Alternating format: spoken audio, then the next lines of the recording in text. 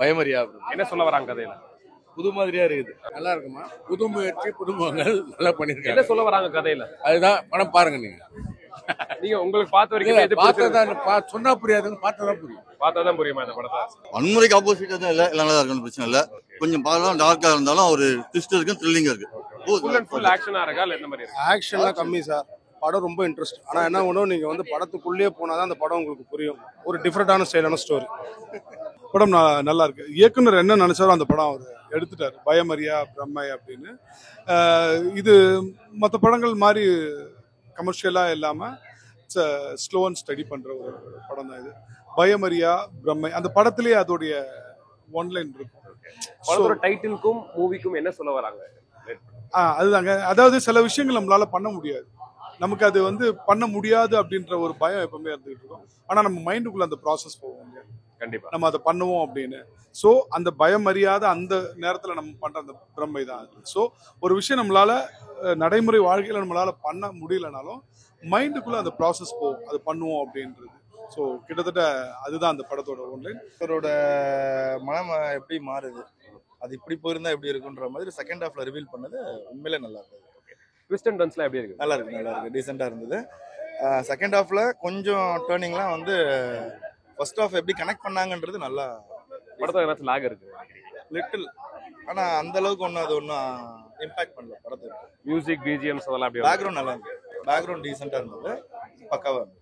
Costings பொறுத்த வரைக்கும் எல்லாம் பர்ஃபெக்ட்டா யூஸ் பண்ணி பக்காவாக இருந்தது. நல்லா இருக்குங்க. படம் பார்க்கலாம், ஒன் டைம் வாட்சபிள் தான். ஃபேமிலியோட வந்து பார்க்கலாம். 1.5 மணி நேரம் தான். சின்ன படம்னால கம்பல்சரி பார்க்கலாம்.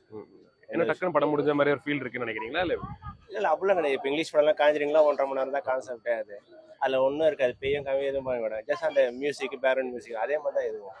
சொல்ல வர விஷயத்த கரெக்டாக அந்த 1.5 மணி நேரத்தில் சொன்னாங்கன்னு நினைக்கிறீங்க? கிரைமில் இல்லாமல் இது பண்ணாமல் பார்க்க சொல்லியிருக்காங்க, பார்க்கலாம். சரி, இந்த ட்விஸ்ட் அண்ட் டர்ன்ஸ்லாம் எப்படி இருக்கு படத்தில்? ட்விஸ்ட் மாதிரி எதுவுமே இருக்காது. The movie was really good.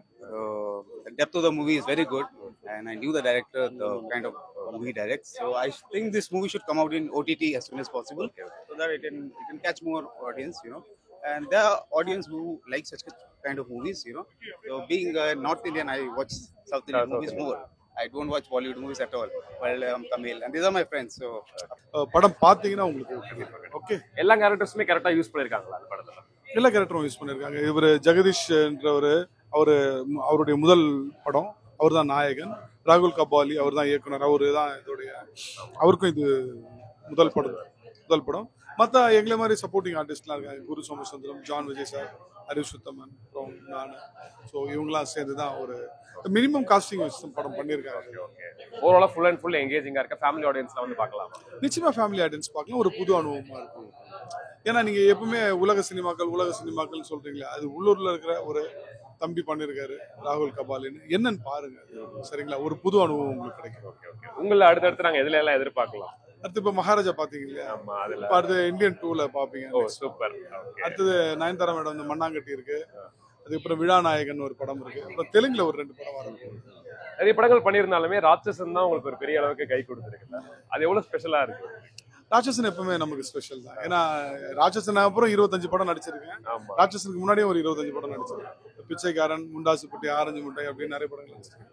But ராட்சசன் மக்கள் மனசுல நீங்க அதை இடம் பிடிச்சிருக்கு.